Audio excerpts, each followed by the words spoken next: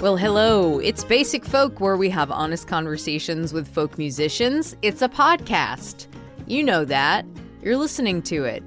I'm very happy to be here with you. Lots of things going on as usual. The one thing that I will say is that my mom and I were talking on the phone the other day, and she was like, so I guess sales are done for the Basic Folk beanie. And I was like, I don't know. It's still wintertime, still pretty chilly out. And I asked her how many she had left, and she said she had like a handful of them left, and they're all in really cool colors. And you can find out more information about how you can get your own Basic Folk beanie at my website, cindyhouse.net. Today we have another interview that I was lucky enough to record at Folk Alliance International, which happened in New Orleans. And today, very pleased to be speaking with Leyla McCalla. There is a lot to talk about with Leyla. The New Orleans resident has already had a really impressive career with her solo work, Carolina Chocolate Drops, and Our Native Daughters. However, it seems like she is just getting started. I literally had 9 pages of questions for her as we sat in my Airbnb during Folk Alliance. You can hear about 4 trolleys rolling by the windows. Leyla is smart, well-spoken, and so easy to get along with. This interview felt like a barn burner, if you can label interviews like that, like a showstopper. We covered her activist roots, growing up with 3 very politically active adults in her life, including her mother, her father, and her grandfather. She talked about her connection to Haiti and spending a summer there with her grandmother. She is known for her incredible cello playing, and it's so crazy to hear that she started her cello journey by mistaking it for another instrument when she was a child. She talked about her feelings of being a Black Haitian American playing old-time music that has deep roots in Black America, even though it's seen as being a white genre. And she talks about how the Carolina Chocolate Drops opened up that world to her through music and conversation with her bandmates. We get to Our Native Daughters, her band with Rhiannon Giddens, Amythyst, Kiah, and Allison Russell. All this and more. This was an awesome interview. I hope you enjoy. We're going to take a listen to a clip from her latest album. It is the title track called The Capitalist Blues, and then we'll get to our conversation with Leyla McCalla on Basic Folk.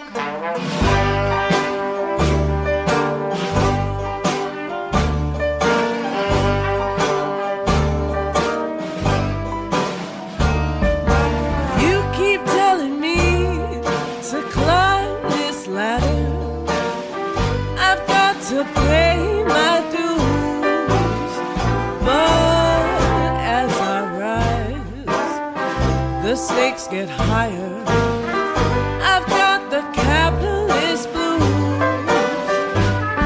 When I give everything, I won't have much more to lose. I am swimming in an ocean of sharks. So you were born and raised in, you were born in New York and raised in New Jersey, and your family has this like really impressive and inspiring activist background. Your dad was the executive director of National Coalition for Haitian Rights. Yep. Your mother founded an anti-domestic violence human rights org called, is it Droit Femme? Droit Femme. Droit Femme. Yeah. And your grandfather ran a Haitian socialist newspaper. Yes. So it's a lot going on. Yes. What was it like as a child to be around adults like this, and how do you think it affected and shaped your personality? That's a good question. I mean, I'm really grateful, that I knew that my parents were doing work with a strong moral compass. I don't know exactly, wasn't aware exactly which way that compass was swinging all the time because, when you're the daughter of like human rights activists, you're like, where are my human rights? I think that it did shape me in many ways. My parents were I wouldn't say anti-religious, but we're not religious. And so, I went to the Ethical Culture Society Sunday school where we learned about like all different kinds of religions. And, in northern New Jersey, New York City area, it was mostly Jewish people. And so, I just feel like my parents were always just really pushing me to understand different parts of the world, different cultures, try new things, travel to places. My dad has stories of me being in Haiti when I was 2 years old on horseback with him, going up a mountain, and typical, typical childhood kid stuff, memories. Yeah. And even my grandmother. My mother's mother was very unorthodox, when it comes to Haitian culture. They say Haiti is 80% Catholic, 20% Protestant, 100% voodoo. And my grandmother was a voodoo priest, which for her class was unusual. She was a light-skinned Haitian woman from sort of like a bourgeois family, but who was practicing this religion that is so essential to Haitian culture. And I stayed with her for a summer when I was 10 years old, and my grandmother would take me on these expeditions where we would be interviewing street kids. Like she was like wanted me to be a journalist. I had aspirations of being a journalist apparently at that time. Wow. And so she really wanted to encourage me with that, and I'm like, I want to shoot myself in the foot every time I think of it, but I had a journal at the time where I like recorded these interviews and would write notes about what the kids were saying. And, she was just, I think my family in general was never the type of family that was like, we're going to shield the children from the ills of the world. It was always like, that's what we work on. And, I felt very invited into understanding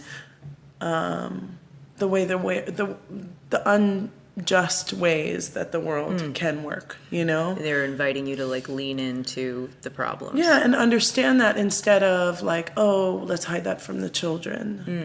And so I've certainly carried that into, the way that I'm raising my daughter, but I see how brave that is now too, because I think I took it for granted, as a child. Just like, this is normal to me, and now I'm a parent and I'm seeing, the mommy wars and all the, different parenting techniques. And I'm like... What's the mommy... The mommy wars? You don't know about the mommy wars? I don't think so. I don't think I know about that, Leyla. Yeah, it's just like, who's the best mom? What's the best way to be a mother? Everyone's always like... I think it's intensified, okay. In the past, 30 years or so. It's not a formal war. It's a battle for the heart of the best mother. Oh. Yeah. Is it fought on the internet? I think it's fought on the internet mostly. The internet and the playgrounds, yes. and the PTA meetings. So you've said that your parents really wanted you to recognize your Haitian identity, but at the same time, like you're a kid in the suburbs of New Jersey, where there's probably a lot of societal pressures on you, as there are on all young kids in like suburban America. And I could be wrong, but like there are these pressures for young people to like be as American as possible. Right. So like, what was that struggle like for you as a kid? And like, maybe did you feel like you had like a dual identity? I absolutely felt like I had a dual identity growing up as a kid in Maplewood, New Jersey. So I find this is still true, is that we live in a very segregated society. And even though we are, there's no sign saying that, Black people and white people have to use separate fountains or separate toilets or whatever, you go to any lunchroom in the United States and you will see that the kids are, self-segregating on race and sometimes class lines, and there's a lot of intersection there. I had very low self-esteem. I think it's also just my personality. I was always very much a people pleaser from a young age. I was surrounded by adults a lot of the time and was very into getting adult attention, and I had a hard time doing that with other kids who were, kids are really mean, but also people would look at my features and comment on, what I looked like or where I belonged. And I had a hard time feeling comfortable in my own skin, and really until I found music. Wow. That kind of saved me. And talking about music in your house, there's a trolley. You said your parents had their own taste in American songwriters like Paul Simon, James Taylor, Rod Stewart. How did your family share music with each other, and what music of theirs did you latch onto, and vice versa?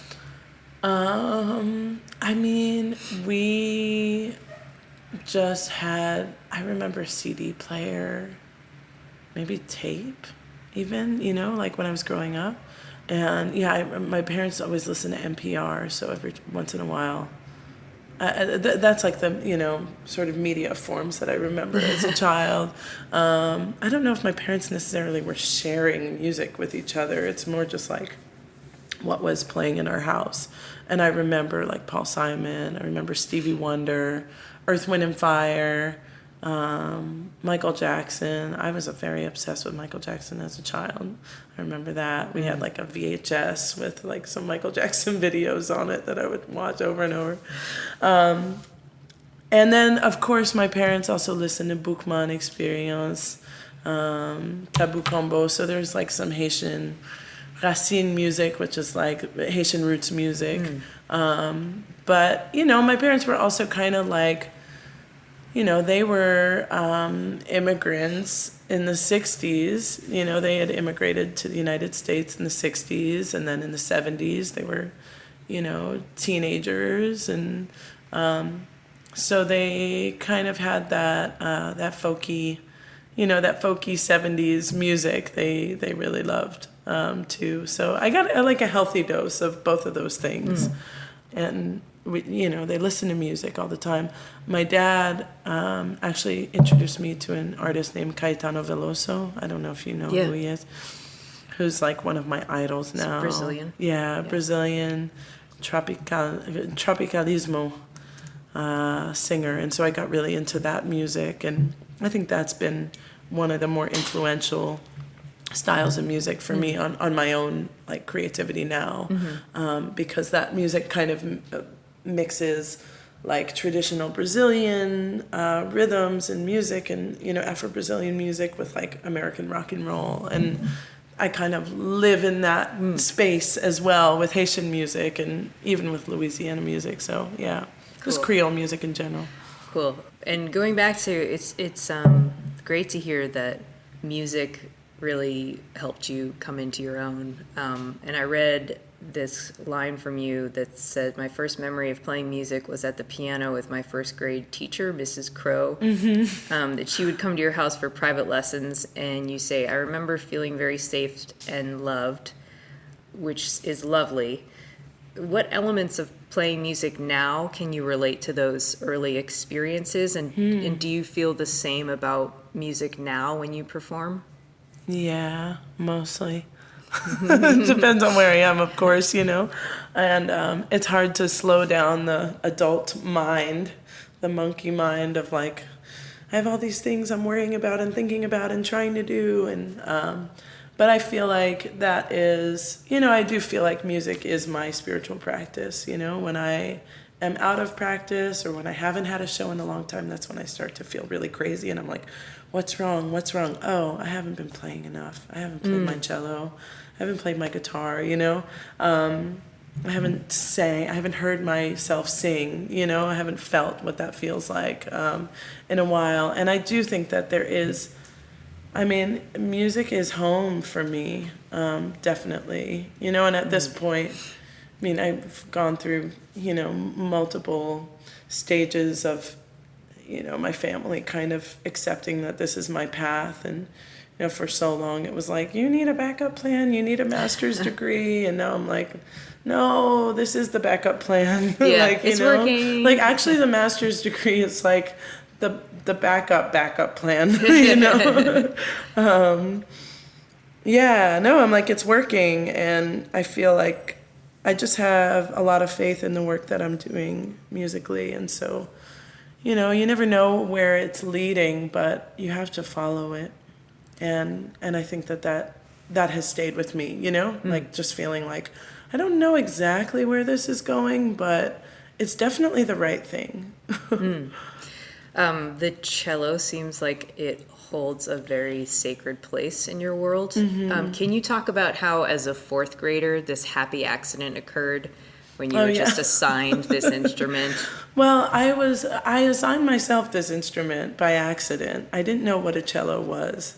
So I had to, the end of the third grade, it's like, at the time music was mandatory and everyone had to choose an instrument for fourth grade, and there were classes in school. I don't even know if it's like that anymore, and sadly I guess that it's not, But I remember I picked cello first, and I thought that in my mind, I think I was thinking of a piccolo, like a woodwind instrument, like a small, cute little instrument, Was it the O that threw you? Like, oh, cello, that's it. I think so. That's I don't so know. cute. I just had no idea, and like my parents weren't gonna like challenge me on that, They're not like, no, are you sure you want cello, So I picked cello as my number one instrument, and not enough people had signed up for cello. So I remember there was a cafeteria with all the different stations of the orchestral instruments. There were the brass and the woodwinds and the strings and the percussion. And I remember the teacher for the woodwinds being like this really cool young guy. And I was like, yeah, that's going to be my teacher. It's going to be so great. And I just heard my name from across the room. I remember my fourth grade self in that cafeteria peering over the woodwind table. And someone said, Leyla McCalla. And I looked over, and it was my teacher, Mrs. Marcus, holding a cello in her hand. And she's like, cello. And I was like, oh. And so I got stuck playing cello in those classes. And I sucked. For a long time. I was not a good student. I was not focused. I was distracting all the other kids in the class. I just, it wasn't something serious for me until I think some of the girls in my class started taking private lessons. And so I was like, I want private lessons. And so I started taking private lessons, and I was still sucking for another year, maybe. And then there was some kind of falling out that my family had with the teacher, or like some kind of awkward, something went down that was not good. And it was like, yeah, we got to find a new cello teacher. And so my mom put out the word to my then, I was in 7th grade, so it must have been 12 or 13. And I started taking lessons with a woman by the name of Cynthia Longley, who is still a friend of mine. And she had just graduated from college, and she was kind of a hippie, and but she wanted to start teaching cello lessons. And so my mom hired her just on the kind of basis that like this would be an inspiring person for me.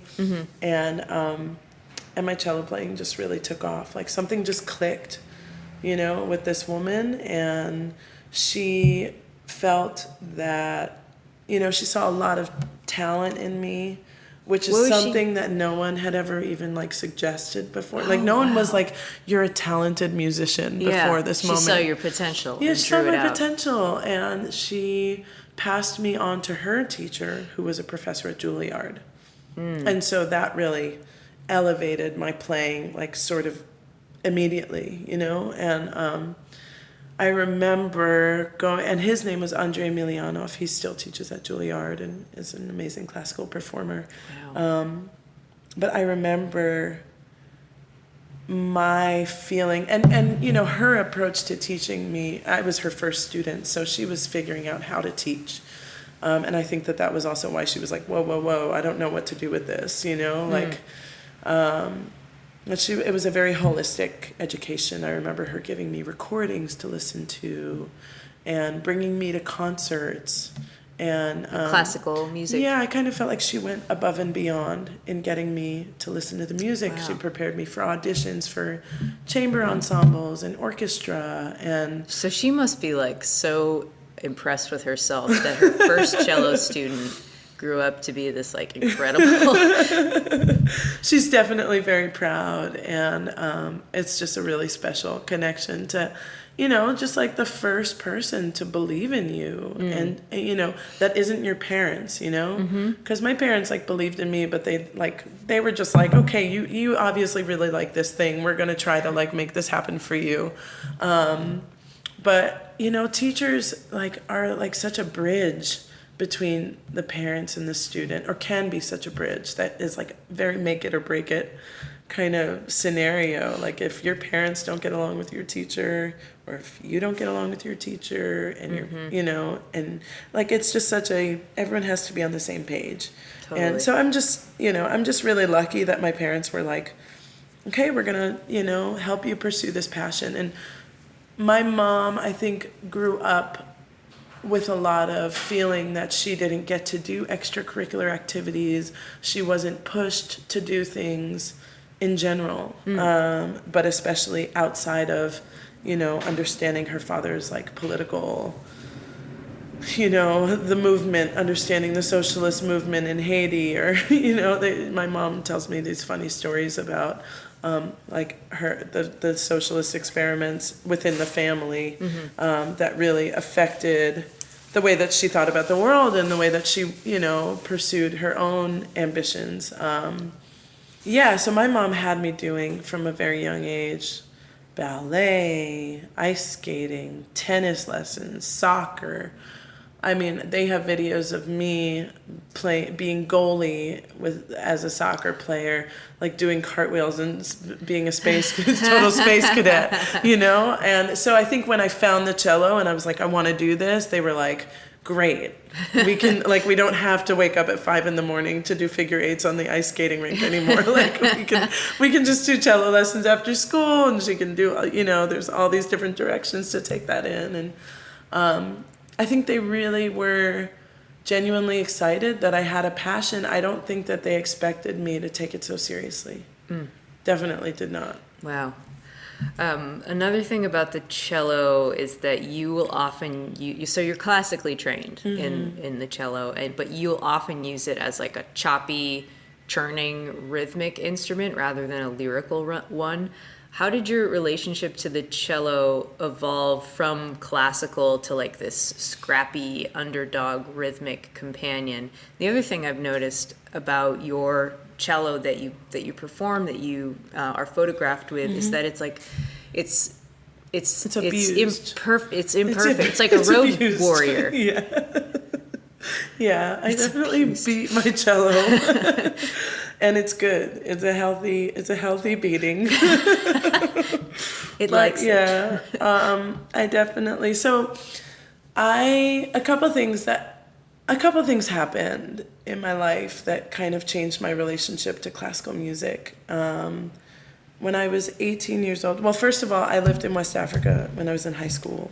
And I took a break from cello playing for a couple of years, at a time when, like, I should have been, like, preparing for, like, conservatory auditions. And, I wanted to go to Juilliard. I wanted to, audition at all the major conservatories and, become a classical cellist. And, like, I think my dream at the time was to be in a famous string quartet and to tour and perform. I always wanted to perform. I love how that translated. Liked that. Yeah. A quartet of like incredible lady banjo players. Yeah, totally. Man, and that was like I feel like my story is like chock full of happy accidents. Yeah. So I went to Smith College for my first year of college because I wasn't prepared for like these conservatory style auditions, and I used that year to prepare for an audition at NYU. I decided I really wanted to be in New York. That was always my dream for college. And I got into NYU. I basically just like harassed this woman, Marion Feldman, was like, you need to take me on as your student. I will work so hard, yada, yada, yada. And then when I moved to New York, I was invited to a party where I met a cellist named Rufus Cappadocia, who was playing with a band called the Voodoo Drums of Haiti. And it was just like, like I had never seen cello in that context, you know? The fact that you could play cello in Haitian roots music, I was like, what? This is an option? And it just kind of immediately like changed things for me. I started studying with this guy, Rufus, who's also a mentor and a good friend of mine now. And like the conversations that we would have about music versus the conversations I was having with my classical teacher about music were like worlds apart. Like, you know, Rufus was telling me about like trance music in Morocco and polyrhythmic groove and spirituality and, you know, colonialism and all these things that like are, I feel like are really a big part of my work now. But at the time I was just starting to like see that the education that I was receiving on the cello was like kind of presented to me as like, this is the way. And I started to see that it wasn't the way. It wasn't the only way. There were so many different ways and so many different, you know, musical traditions. And then I also was a cocktail waitress at a live music venue in Brooklyn called Zebulon. I don't know if you had ever been there back in the day. Is it in Red Hook? It was, no, that's the Jalopy Theater you're thinking of. Zebulon was in Williamsburg. Oh, okay. I've never been. And I started to see a lot of really out, like free jazz and experimental improvisational music and what we call world music, but you know, I remember like seeing Vieux Fracrature there, and cool. There was one of the guys that was working at the restaurant played the talking drums, and a guy named Bai Kuyate from Mali, and so I started learning about all these other different traditions. I started playing in an Afrobeat band with the lead singer of the Antibalas Afrobeat Orchestra, Amayo, who's also a good friend of mine, who has a band for a long time called the Fu Orchestra, inspired by Sun Ra and Afrobeat and Kung Fu, because he's a Kung Fu Sifu. So it was just like really experimental, like sort of time and environment. And so I just was like, I think the biggest thing for me was like realizing that I wanted to play music that was off the page. And that there are so many musical traditions where music is not notated. It is transmitted and taught orally and orally. And I felt really drawn to that, you know? I felt like that really deepened my relationship with the cello. It made my cello playing better. And I kind of just started to imagine what it would be like to create music from that place instead of just interpreting music all the time, you know? And obviously traditional music is like a big part of my work, but it just was kind of like this whole paradigm shift, you know, where I realized like there's a space here to tell stories that aren't told in classical music. And obviously classical music has evolved a lot, and, you know, I think that there are movements to make it more inclusive, but that's always going to be the path of classical music, how to make it more inclusive, not the origin, you know? Right. And so, just really, I became very rebellious, actually. I was like, thank you, Marion, for getting me into NYU, but I don't want to learn any of that stuff. I just want to learn how to play the cello. Like, can you teach me how to play the cello? I don't want to learn the concertos and all this stuff. I'm not going to be an orchestral player. I don't have those aspirations anymore. I want to play groove and make people dance and have fun, and not always be this like token, black cello player in this very colonial environment. And so I remember her just being like, I have never dealt with this before, in a cello student. You're like, good. Because most people are just like, on that path. Yeah. And even the education that I received at NYU, while I'm super thankful for it, it wasn't made for outside of the box thinking. It was made for this traditional path that I don't even know if that exists anymore.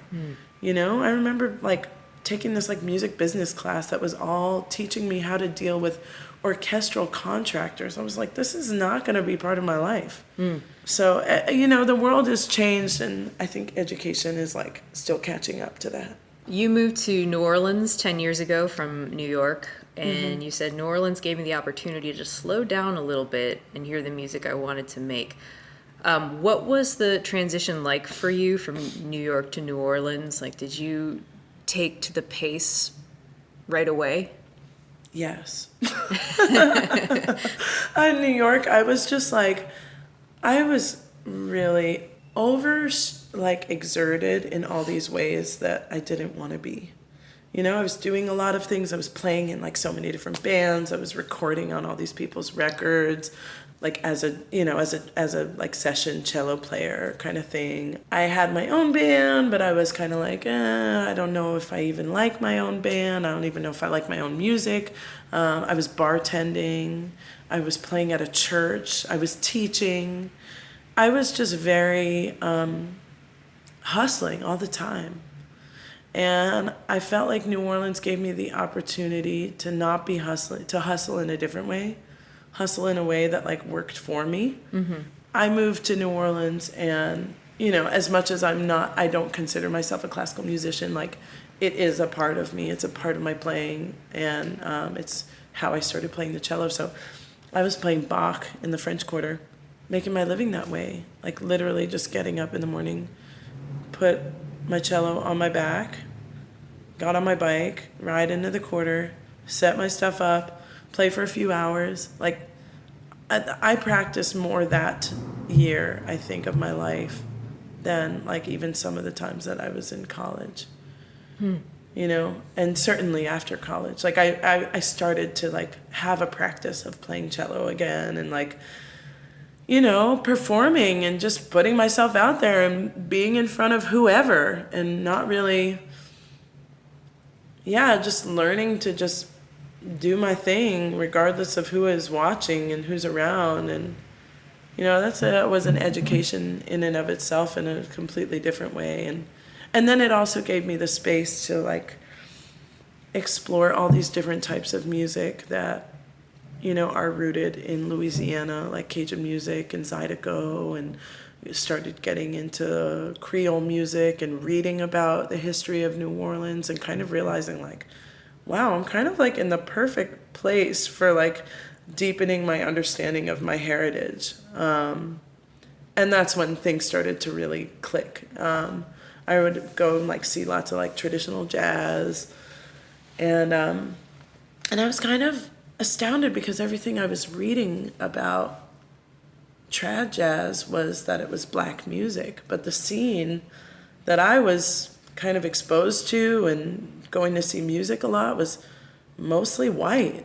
And I'm like, what has happened here?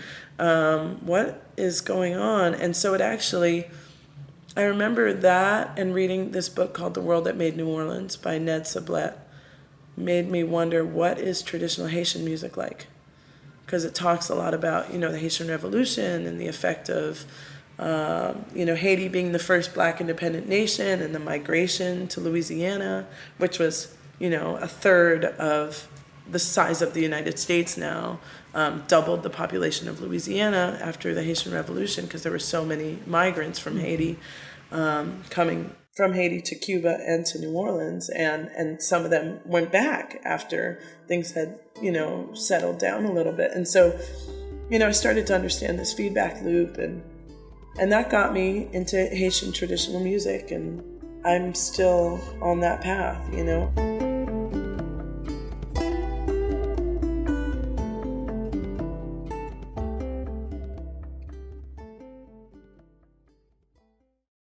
For 2 years, you were in the Carolina Chocolate Drops? Mm-hmm. Can you tell the story of how you joined the band?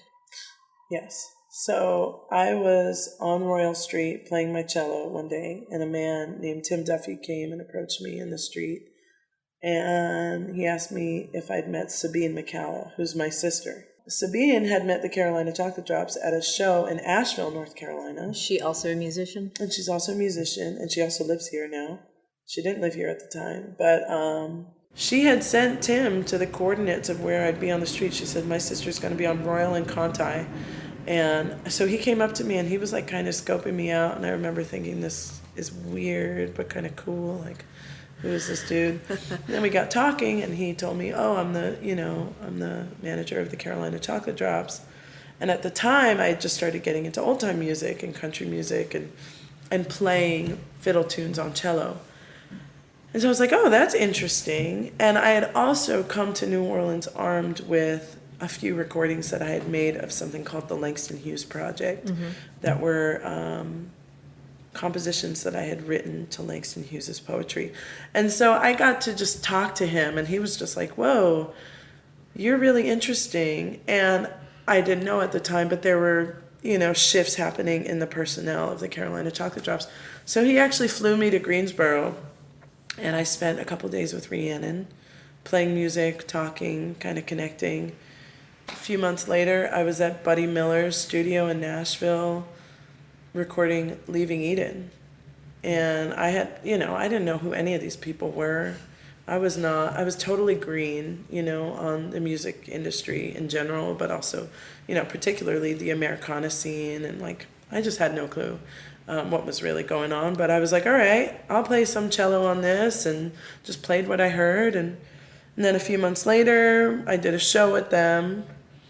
And then they invited me on tour, and then they were like, well, do you want to do this, in a more permanent kind of way? And so I took the opportunity, and it was a huge, huge, huge education for me. So I've read about and thought about, I think it's a conversation that I think is coming more to the surface for white people, about Black musicians playing country music and kind of taking back minstrel music from the stereotype that was given to it by white performers and audiences over 100 years ago. At what point did you learn that history, and how did that hit you? Oh, well, that was certainly through the Carolina Chocolate Drops. I had never heard of minstrel music, which is really the antecedent to jazz, which is interesting, Yeah, I also, I remember Dom just being like, oh, do you know about Ma Rainey? Do you know about Bessie Smith? Do you know about, all these people? I'm like, well, I know about Billie Holiday, but that's 40 years after that, after some of these earlier singers, or 20 years after, in the case of Bessie Smith. But, yeah, I started learning about, this is how Black musicians made a living. And this was kind of the beginning of the identity of American music, was kind of the spectacle of Black performance. And it really, it kind of ties in with even just the banjo being a West African music instrument and coming to this country through slavery, and us just so many things that we just don't want to talk about in our culture because they're painful and uncomfortable. I think that was the lesson from all of it. For me, it was there's all this history that's just kind of buried because it makes so many people uncomfortable because it's been appropriated so many times and in so many different ways by both Black and white people in, at different times throughout history. And maybe appropriation isn't even the right word for it. Maybe it's more just that's who we are, and that's our culture, and that's our music. And it's been labeled with stereotype throughout history in order to serve a larger political narrative, in my opinion, But we had lots of conversations about that in the Carolina Chocolate Drops, and I really learned a lot about that from particularly Dom and Rhiannon and hubby, because I was, pretty green on American history and American music history. So again, it just kind of fed, all of this stuff kind of continues to feed into my work in mining Haitian old songs and Haitian history, and, you know, understanding that there's a bigger holistic picture to the, there's no straightforward narrative to understanding how music becomes music, or how culture becomes culture. And I think that that is what is left out of so many of our history books, you know? Yeah. Is that we just are offered this one version of how things went, and that's why things are the way they are, when really it's like there's like 1,000 different ways that things went that affected different sounds and different performers and different interpretations, and, you know? So I really love living in that space, just like mentally understanding all of those threads and tying them together, and you know, continuing to understand that it's not all black and white, not to be Right. cliche, Yeah. but, you know. Well, that's exactly it. Like, I lived in Pittsburgh for like 10 years, and Stephen Foster is from Pittsburgh. He was born there, and the city has like such great pride in Stephen Foster. Except learning about like what Stephen Foster was doing, like appropriating minstrel music from black musicians, it kind of like changes everything. There's this statue in Pittsburgh that I cannot believe it was like just taken down a couple years ago. It was Stephen Foster, and then underneath him was like a black musician with a banjo, like looking up at him. Oh God. Right. And people were like, why is this still up? I think they like just took it down. Problematic. Yeah, extremely. So can you talk about the responsibility you feel when it comes to like creating conversations about the history of black music and beyond?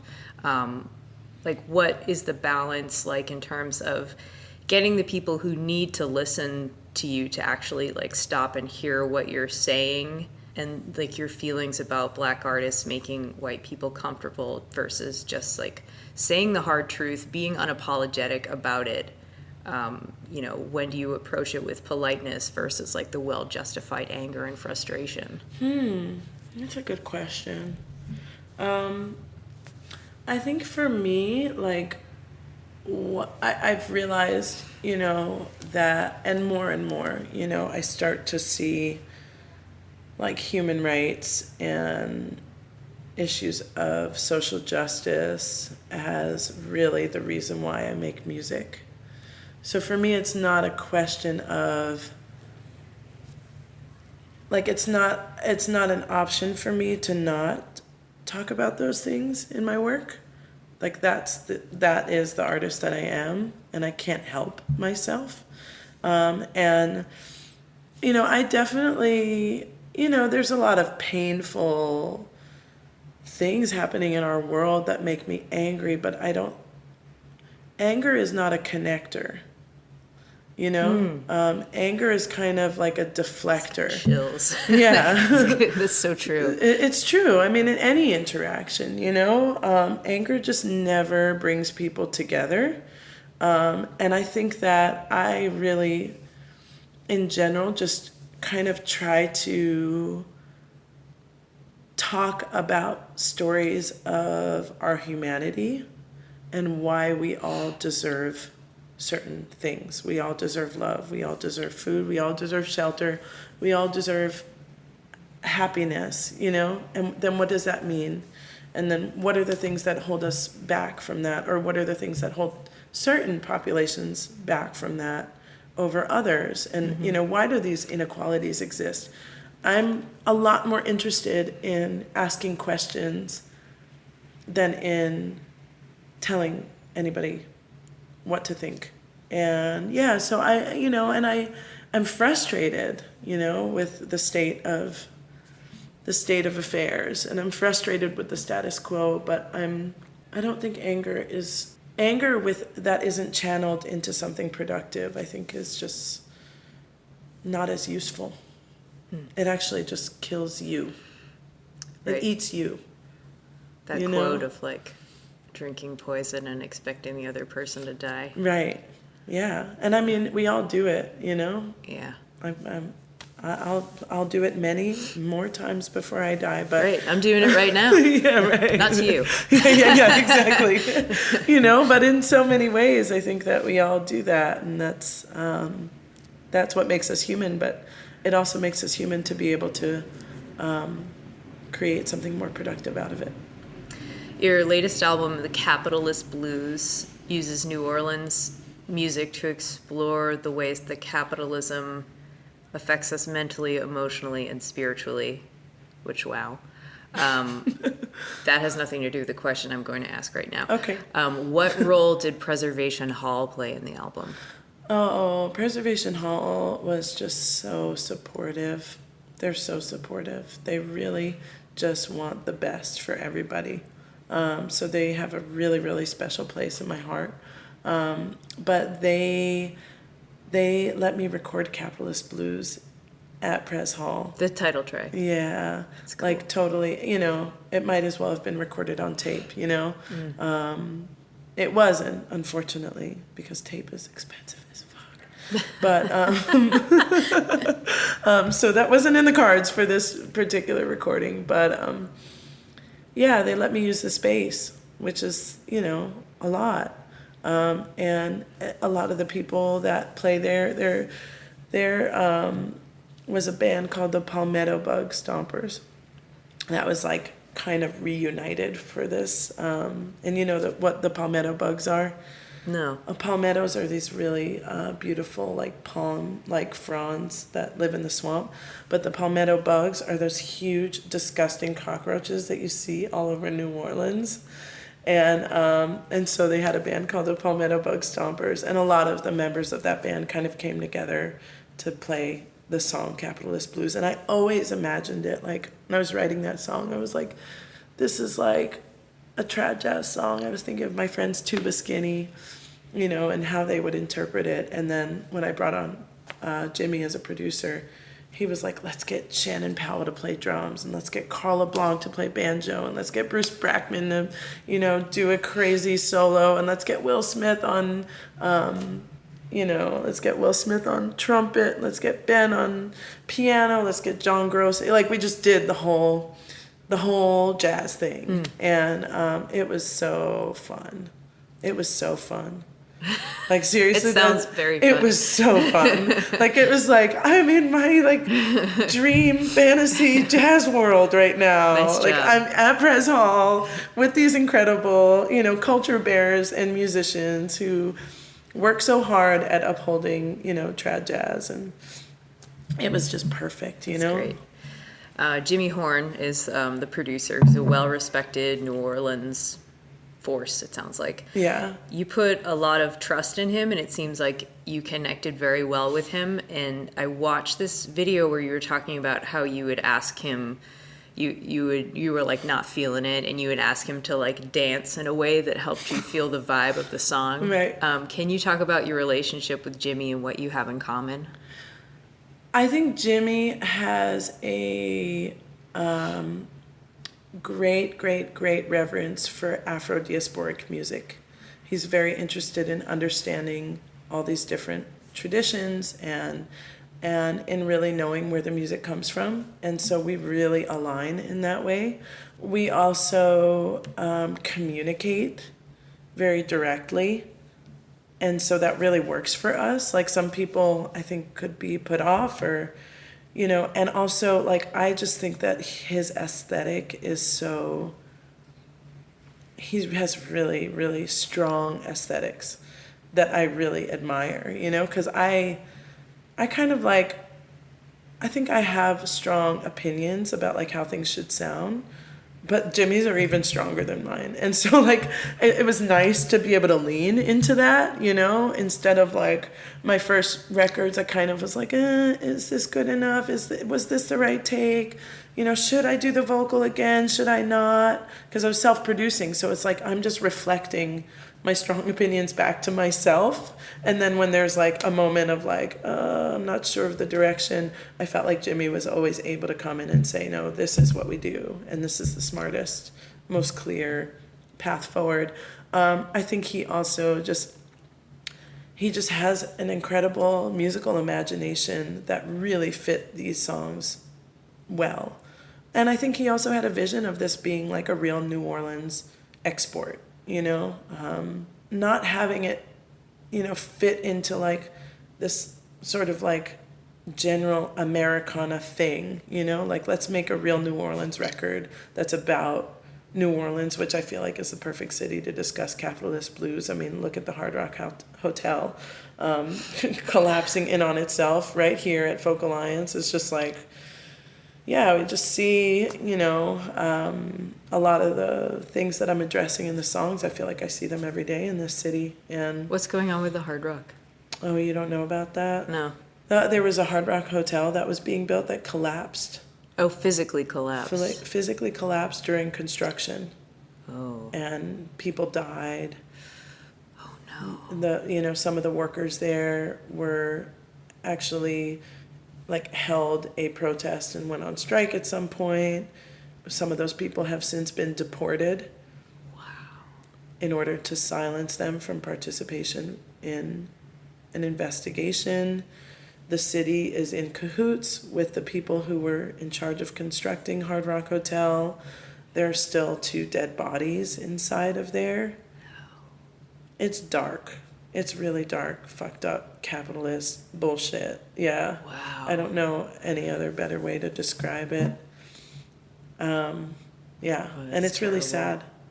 Now they're talking about taking down all these historic buildings surrounding the Hard Rock Hotel location in order to be able to destroy the building because they can't take it down safely the way it is now is their argument. But it's just like, of course the public is being kind of cut out of the conversation of how, what the best route is to do for the city. And it's just sad. It's all around just very sad and shameful and all these things, after it happened, all these articles about all this corruption and the inspector and the inspection process and the inspector's office, there was clearly not enough oversight in the planning of the construction of this hotel. And if the Hard Rock, hotel as an entity can do that in New Orleans and no one's brought to trial. Right. No one's held responsible in this bigger way that we just say, oh, whoops.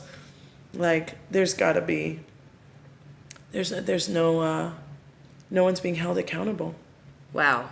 Yeah. So it's just that and yeah, I don't know.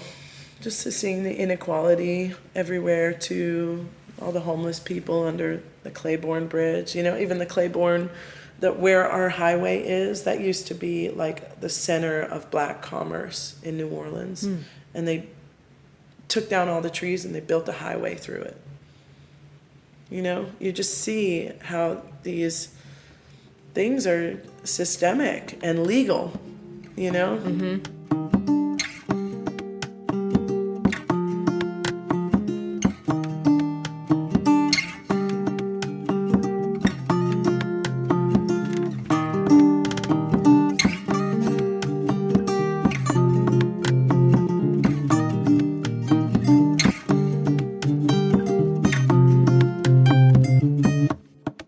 Our Native Daughters is your project with Rhiannon, Amythyst, Kiah, and Allison Russell.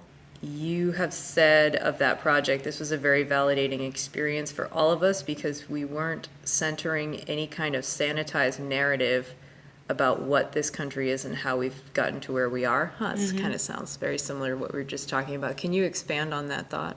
Yeah, I think that we were just being real, about our experience. We were being real with each other and being real with ourselves and wanting to create from that place, and not just be the good black banjo girls, or the good black banjo women, I should say. Just not make an album that's about making people happy, making an album that's about making people think, and I think we were all very aligned in that. Also making each other think, I mean, I definitely was just like trying to finish this song and needed help. And, you know, Allie in particular was really there for me when I needed a push in a certain way. And I think that we all kind of do that for each other. And that's what's really cool about the project. I saw this promo shot of you guys. It looked like the cover of the record, but a different angle. I was telling Lindsay that Amythyst had her car keys like hooked on her belt, and I was just like laughing when I noticed that. I was like, that is so funny. And like, no one was like, Amythyst, why don't you take your car keys off your off your belt? Right. But anyways, we really didn't know that record was going to take off in the way that it has. Wow. Yeah. We weren't like, we're going to like make a super group and, you know, make a record that's going to like stand the test of time. Like we were just kind of like, this is going to be a cool little side project, isn't it? Right. And now it's kind of like, whoa, the response has been so powerful that we're like, well, we must be onto something. Should we do it again? Yes. And that's where we're at now. It's like, cool. Okay, how do we do it? And, you know, what do we like about what happened, and how do we build on that? You and your husband have a family with, do you have 3 children? Mm-hmm. Okay, including twins? Yes. Boys? A boy and a girl. Boy and a girl. Cute. Yeah, they're really cute. When you had your first child, Delilah? Mm-hmm. Okay. You were not prepared for the postpartum experience, and it doesn't seem like you had postpartum depression, but there is still this like huge range of emotions that you experienced. What was it like to actually build up the confidence in being a parent, and when did you realize that was like actually a thing that you needed to do? Oh my God, I'm still realizing it. It never ends. I think when I had thought about having kids, I just thought, I'm going to have this baby. It's going to be the most perfect little person ever. And I'm going to be the perfect mom. And all of that is just, you know, like people are who they are. And so it's like this incredible learning experience of like, wait a minute, who are you? You know, I gave birth to you. You're from me, but you are... you don't belong to me, and you know, like you're gonna one day like grow up and like have to be released in the world and like be your own person. And you know, now I'm like, okay, how do I guide her through that? Because I thought it was just like, you have this baby and you have this incredible connection. I just remember giving birth and being like, what the hell just happened? Why didn't anyone tell me how intense this was gonna fucking be? You know, who the hell is that? You know, referring to my husband. Who is this baby who needs everything from me? And then on top of that, I'm gonna like release an album and tour? What?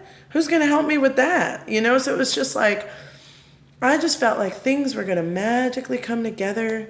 And there's a lot of magic, but it does not magically come together. It is like, you got to plan and be prepared. And I think that I just wasn't prepared, you know, because I'm also a very intuitive person, and I'm just like, we'll figure it out, you know, like get everything in the car and just go, and we'll figure it out on the way. And then on the way, I'm like, oh, I should have thought of a couple of things that now I know to think about. So it's just, again, it's been I feel like Delilah is like my greatest teacher. Like she has molded me into the mom that I am.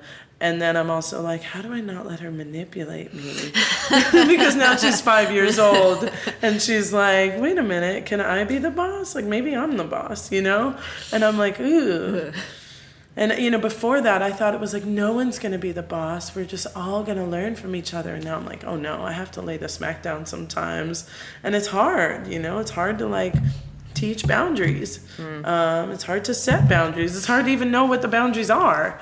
And so it's a practice, you know. I think being a mom, I've realized, is really a practice. And I try to be gentle with myself, and I try to be gentle with everyone around me.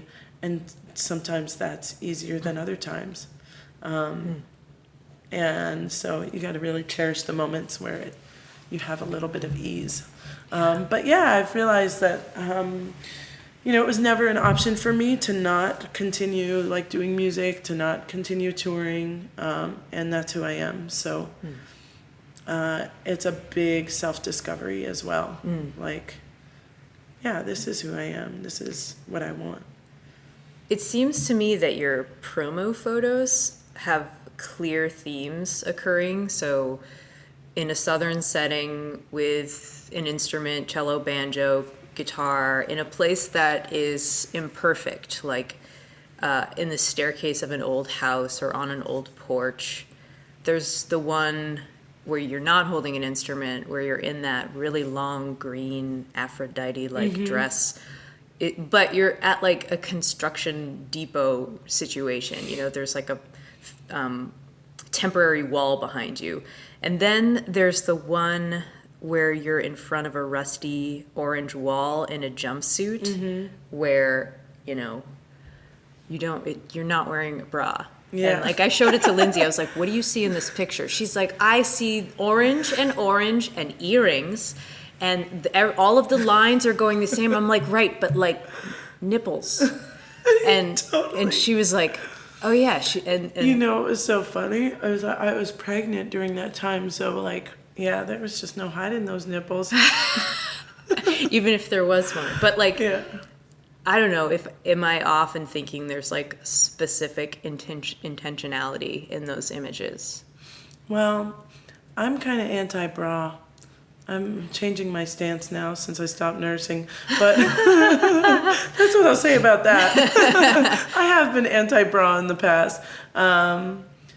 Yeah, I think that I am interested in the spaces that feel imperfect and beautiful and kind of alarming or disarming, depending on who you are and what you're seeing. But yeah, I think, with Capitalist Blues, I felt like we have to try to do some stuff in industrial spaces, because I felt like I had a lot of like Southern living, beautiful Spanish moss and floral dresses and all this kind of stuff. Southern living sounds like a magazine. It is a it is? magazine, yeah. But like, I'm just like, just like the stereotype of like, the big oak trees or whatever. And I love those. I love those backgrounds, being in the swamp. In fact, for Day for the Hunter, I was like, I want to be in a boat in the swamp at the time where the swamp looks like it has all that green stuff on top, and I wanted it to look like that. And it came out great. And for Capitalist Blues, I was like, it needs to be like more in these industrial spaces that kind of like make me uncomfortable. That needs to be like part of the narrative. That is part of the narrative, of the album. And so yeah, but I always like kind of fucked up looking background or like a natural, There is nature even in those industrial spaces too, Right. Looking it's at human nature, human error, It's funny, like I've looked at that picture of you with the green dress on, and there's like it's like a frame in the background that's shaped like a sun. And I remember like looking at that picture probably like a dozen times before I realized that like you were standing in like a shitty construction site, and that was just like a fucked up frame and back, because like when I looked at it, I was like, oh, look at how beautiful this image is, and then if you look closer, there's like all these imperfections. You're like, is that safe? Where's your hard hat? Yeah, exactly. Yeah, exactly. Yeah, I mean, there's a lot of fucked up stuff in our environment that is also beautiful. Yeah. It's like weird, but it's true. Yeah. Your latest project, I had notes on this, but I lost them somewhere. Your latest project is a theatrical piece. Mm-hmm. Can you talk about it? Yeah. It's called Breaking the Thermometer to Hide the Fever. And it's a multimedia performance that my collaborators and I have been talking about it almost like a live documentary. It's being commissioned by Duke Performances and inspired by an archive called the Radio Haiti Archive, housed at their library. And so I've been doing research along with this archivist, this amazing woman, Laura Wagner, who's been kind of guiding me through these various recordings and this history and kind of processing what it all means and how to make art out of it. So it has become this sort of semi-biographical work that is based on the archive of Radio Haiti, which was a radio station that was opened owned by this man, Jean-Dominique, from 1970 to 2003. He was assassinated in the year 2000, but he was like a very big voice for the promotion of democracy throughout the Duvalier regime. Him and his wife were exiled at least twice in the 80s and 90s. Their radio station was nearly destroyed by the Tonton Macoute, which was the Duvalier's paramilitary troops in Haiti. So there's just like really a ton of layers to this story, and it has deepened my understanding of 20th century Haitian history. I was really inspired by reading about the revolution, but that was like in the 1700s, early 1800s. Fast forward 50 years, 170 years, and Radio Haiti is the first privately owned Creole-speaking radio station trying to promote Creole as an official language in a time where the media landscape was very homogenous, even in a place like Haiti, where you would think there's so many different stories to tell, but people's stories weren't being told because they were under this repressive dictatorship that silenced a lot of people, and a lot of people disappeared, and a lot of people were killed, and a lot of people were executed, and a lot of people were exiled. And so it kind of ties into like the Haitian American immigrant experience in that way, and it has been so intense, delving into this history. And I did a couple of one of the things that's been really interesting about the piece is like, how do we create, so the piece itself is dance, music, projection, video projection, and sound design. And it's like, how do we tell this story in a way that people are going to be able to understand it? And so that's where my personal stories kind of help to tie, I think, all of it together, and it makes it something that I'm telling this story, but it's also part of my story because I'm Haitian, and what does that mean? It's been really cool. I could talk to you forever. Yeah, we're premiering it at Duke University. Oh, great. At the beginning of March. Okay. If you want to come. Yeah, I definitely do. Yeah. Yeah. It's in Durham at the theater there from March 4th to March 6th. In Durham? In Durham, North Carolina. Yeah. All right. Book your flight. Okay. I gotta go to Durham. All right. Are you ready for the lightning round? Sure. What was the first song you learned on your guitar? Oh my God. I don't know if this was the first song, but it felt like it was the first song. Stumbling by the Smashing Pumpkins. Wow. That's cool. Yeah. That's the coolest answer. Batman or Superman? That was the first time that I was like, I play the guitar. Batman or Superman? No, man. What is your vocal register? Oh God, I don't know. I'm not a classically trained vocalist, but Good it's a good one. A good range. It's a good range. What is your karaoke song? Oh my God, so many good ones. Janis Joplin. Come on and take it. Another piece of my heart. Piece of my heart. Yeah. We figured it out. Yeah. I'm like, what is that song? Dogs or cats? Dogs. What is your coffee order? Tea. What's your favorite U.S. city? New Orleans. Duh. First album you bought with your own money? Jewel. Nice. It's not? I mean, first concert? I think it was Jewel, actually. A double Yeah. whammy. Yeah, double whammy. Jewel. Sixth grade. Dream collaboration? Yeah. Dream collaboration. Caetano Veloso. I'm like, maybe that'll happen. Might. He collaborated with David Byrne. Just gotta call David Byrne. I'm gonna just hook it up somehow. Yeah. Are you interested in the beach or the mountains? See, in Haiti we have both, but I really, really am longing for the beach right now. Flying or invisibility? Oh my God, are those even opposites? Flying? You would choose flying. That was Invisibility? flying? Question mark? I don't know. I think flying. Yeah. I mean, most Yeah. people pick flying. Yeah. What is the most beautiful place you've ever visited? I mean, it's hard. I've been to a lot of beautiful places. Been to Machu Picchu, Cusco, Peru. That was beautiful. Lisbon, Portugal. Gorgeous. Switzerland. Every time I'm in Switzerland, I'm These are like, 3 very different places. don't you think? Yeah, they're really different. Yeah, I don't know. Haiti is really beautiful too. I think Haiti, people don't think of Haiti as such a gorgeous place, but it really is. Nice. I love Kinskov, Is that the Citadel in Cap Haitien. Yeah, Cape Haitian is really beautiful. Great. Yeah. All right, that's it. The lightning round is done. Awesome. Thank you so much. Yeah, And thank thanks. you. Basic Folk is produced by Adam Corey this week, along with Laura McCarthy. Lindsay Myers is our business manager. Alex Stanton of Townspeople does all our music.